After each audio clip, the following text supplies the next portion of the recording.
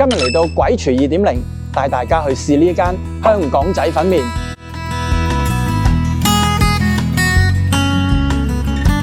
佢哋嘅牛腩麵有幾出色咧，就唔使多講啦。但係今日咧，我就唔係試牛腩麵。最近咧有一個嘅2餸飯嘅套餐嚇，9磅8，我就試下佢有冇伏。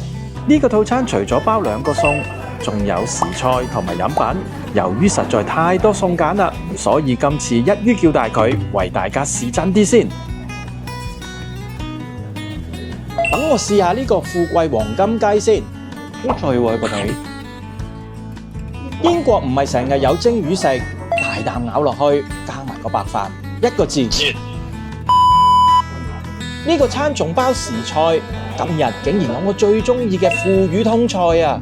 嗱，本來今日我咧淨係試2餸飯嘅啫，點不知咧老闆話翻咗呢個崩沙腩，唔係成日有喎，所以梗係要試埋佢啦。